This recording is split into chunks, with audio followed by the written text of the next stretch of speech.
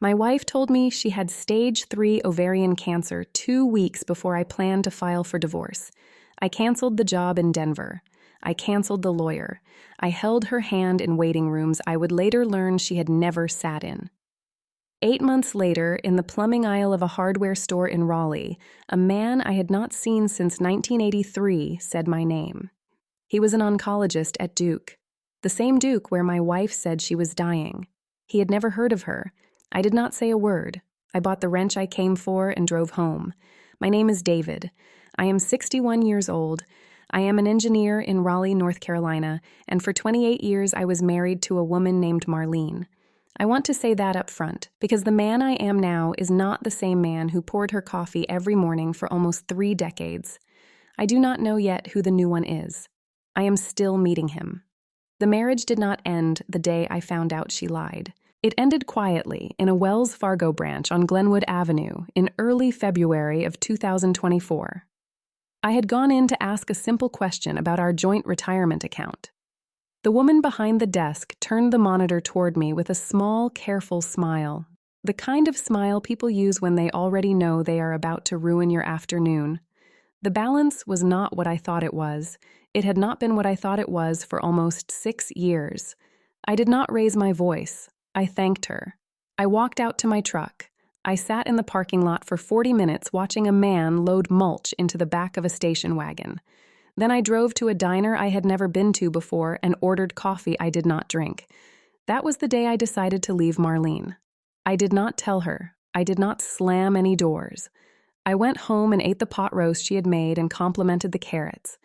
I have always been a quiet man. My father was quiet. His father was quiet. We are the kind of men who decide things on Tuesday and act on them in March. So I made a plan.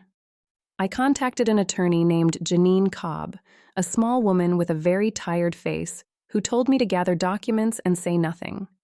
I gathered. I said nothing.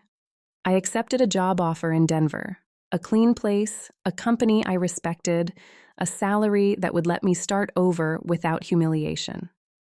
I planned to file for divorce on a Thursday in late April. 2 weeks before that Thursday, Marlene came home from what she called a routine physical and sat down at our kitchen table and cried in a way I had never heard her cry before. It was not loud. It was the kind of crying that comes from inside the ribs. She told me the doctor had found something. She told me it was ovarian. She told me it was stage 3. She said the word survival, and then she could not say any more words. I want you to understand something. I had been married to this woman for 28 years. I had watched her bury her mother. I had watched her hold our nephew the day he was born. I knew what her real crying looked like, and what I saw at that kitchen table looked exactly like it. I canceled Denver that night. I called Janine Cobb in the morning and told her to put everything on hold. She was quiet for a long moment. Then she said, "David, I am very sorry. Take whatever time you need." I remember thinking how kind her voice sounded. I remember being grateful. The next 8 months are hard to talk about because they were so ordinary.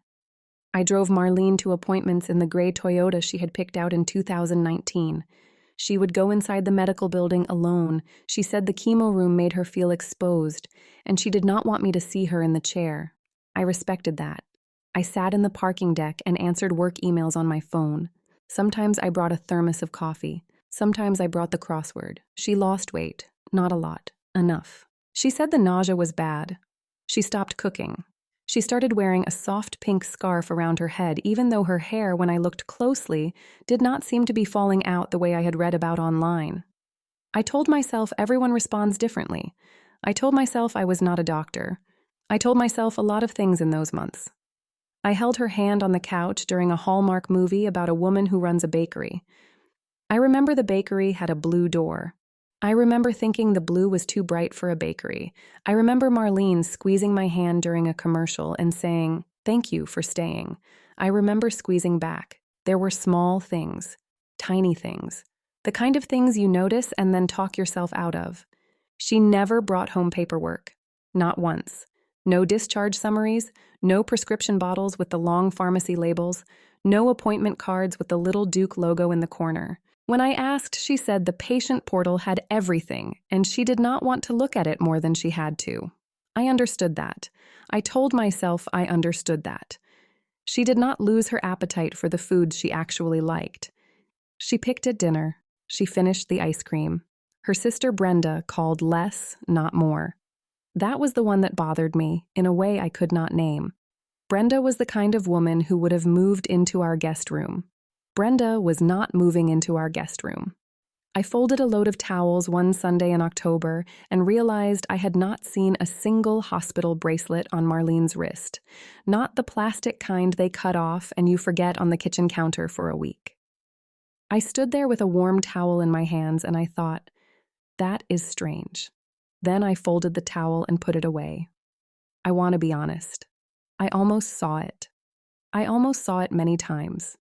The mind does a thing where it protects the story you are already inside. In late October, I went to a hardware store on Capitol Boulevard to buy a wrench for a leaking sink. I was in the plumbing aisle comparing two brands when a man said, "David Halloran, is that you?" I turned around and I was 20 years old again.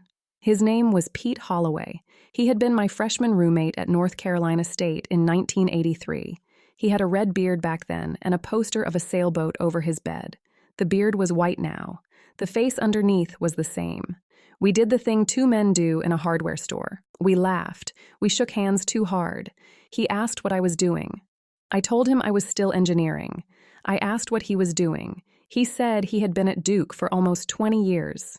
Oncology, ovarian and cervical mostly. I felt something inside my chest go very still. I said, "My wife is being treated at Duke right now. Ovarian. Stage 3. Maybe you have crossed paths." He tilted his head. He said, "What is her name?" I told him. "Marlene Halloran.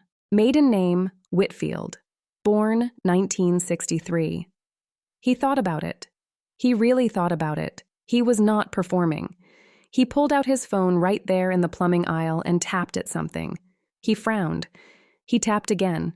He said, "David, I am sorry, I am not finding her.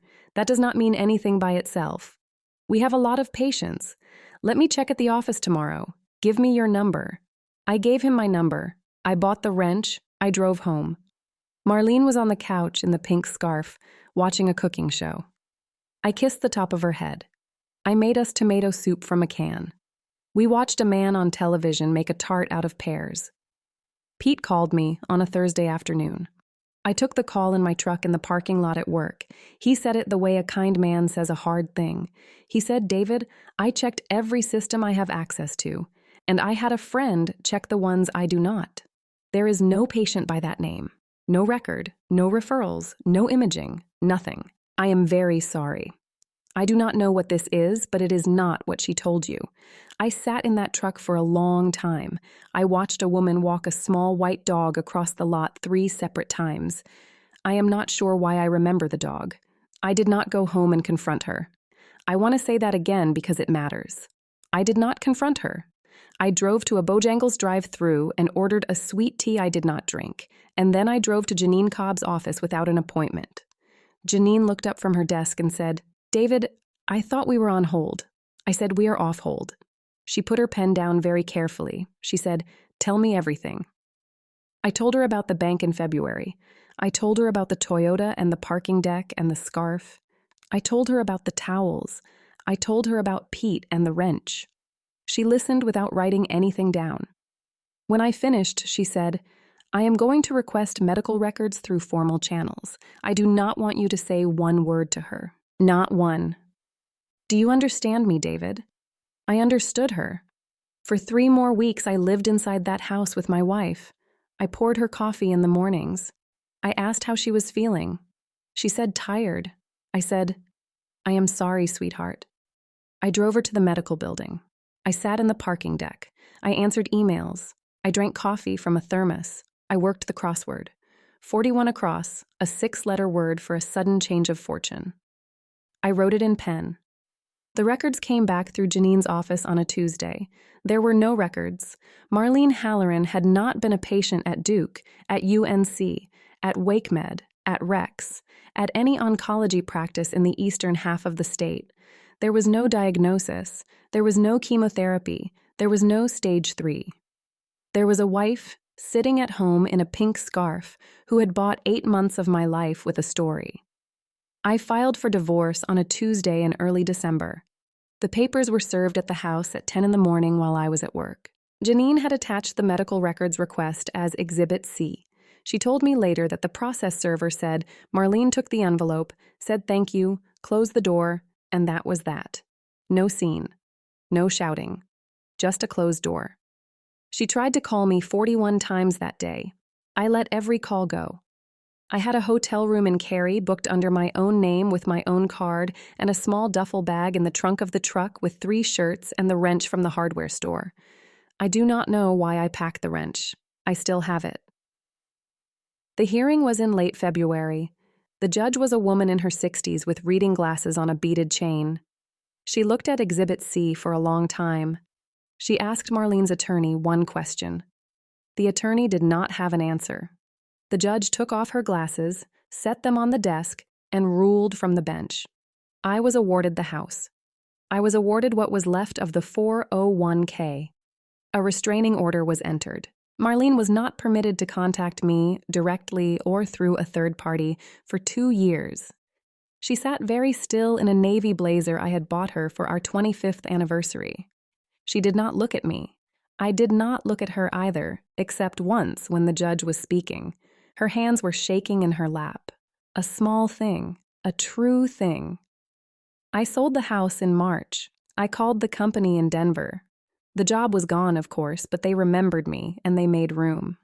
I drove out alone in a U-Haul with my tools, my books, my father's watch, and the wrench from the plumbing aisle in a cardboard box marked kitchen. I live in a small apartment now in a neighborhood called Berkeley, near a coffee shop where the woman behind the counter knows I take it black. I am 61 years old.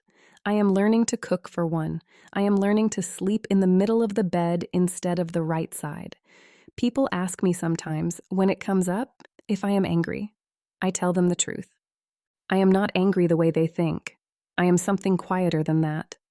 I think about the pink scarf. I think about the Hallmark movie with the blue door on the bakery. I think about the way she squeezed my hand and said thank you for staying. I think about Pete Holloway in a hardware store in October, picking up his phone and frowning at it, and how a stranger from 1983 gave me back my life by accident in the plumbing aisle on a Tuesday afternoon while I was just trying to fix a sink. That is the part that stays with me, not the courtroom, not the records, not the 41 missed calls, just the sink. The sink is still working, by the way. I tightened it myself the night I moved out.